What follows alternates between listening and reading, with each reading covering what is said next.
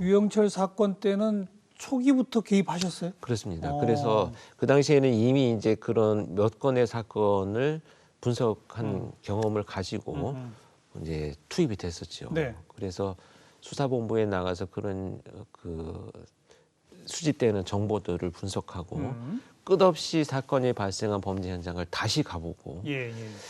이런 일들을 했는데 사실 서툴렀습니다. 굉장히 서툴렀죠. 그리고 마음이 앞서고요. 왜냐면 처음 접하는 연쇄살인이다 보니까 우리나라의 연쇄살인이 그때가 처음이었습니까?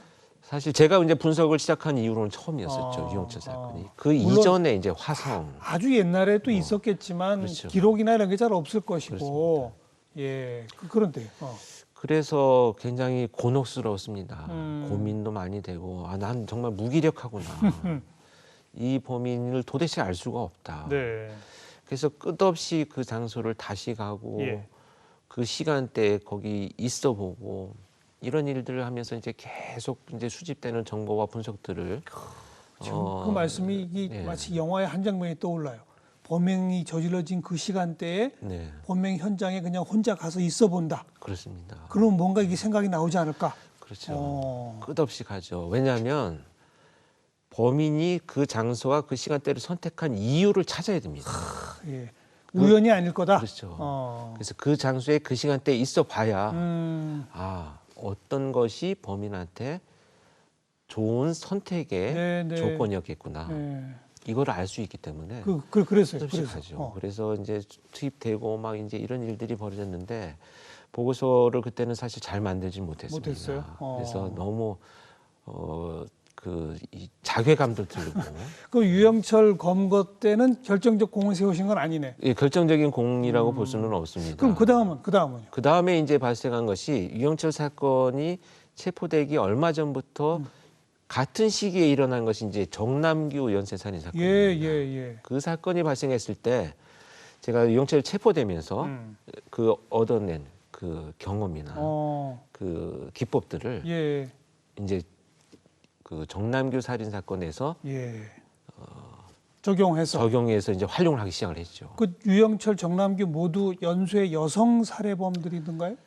여성이 포함이 되어 있습니다. 남녀 가릴 것 없었나요? 정남규 같은 경우에는 뭐 남성을 그냥 공격한 경우도 있고요. 대부분 여성들입니다. 그런데 이제 남성이 포함된 경우도 있었고요. 그랬어요. 그런데 이제 그러면 정남규 사건의 범인 체포에는 결정적인 근거를 만드셨어요. 그렇죠. 그래서 이제 그 오랫동안 이제 이게 패턴을 중간에 바꿨습니다. 이 범죄자가. 그런데 범행 패턴을 수법을 바꿨습니다. 그럴 때 유영철도 중간에 바꿨거든요. 그래서 그런 행위들, 심리적인 특성들을 이제 이미 제가 알고 있기 때문에 그가 저지른 여죄들, 한 정남규라는 범인이 저질렀다라고 판단되는 모든 범죄를 다 링크를 하기 시작을 했고요. 그래서 이제 수사본부에서 한 명의 범죄자를 추적하는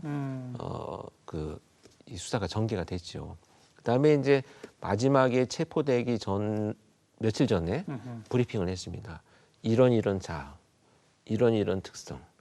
그래서 우리가 찾아야 될 사람은 이런 사람이다라고 했는데 그 잡고 보니 딱 맞아요. 드라마틱하게도 상당 부분이 일치가 됐었는데 그 브리핑이 끝나고 나서 3일째가 되는 날 체포가 됐습니다. 근데 이 체포는 사실 경찰이 추적해서 한 것이 아니고요. 이 정남규가 가정집에 침입을 했는데 거기에서 이제 그 피해자들과 다툼이 생겨가지고 체포가 됐어요. 그래서 그냥 단순 강도 미수 사건으로 체포가 됐습니다. 강도 미수인데 피해자들이 바로 잡은 거군요. 바로 현장에서. 그래서 이제 경찰이 와가지고 단순히 그 강도 미수 사건으로 한 건으로 체포가 됐다는 보고서를 봤어요.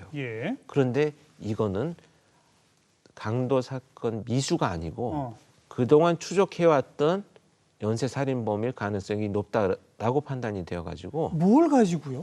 범행 도구, 그다음에 방식, 그 피해자들의 보고서를 제가 이렇게 보니까 피해자들이 대응할 때 범인이 했던 어떤 언어적 표현들, 행동. 네, 알겠습니다. 이걸 보고 직접 그 경찰서로 갔습니다. 그래서 가서 제가 그 범죄자를 잠깐 인터뷰를 하고 보고를 했죠.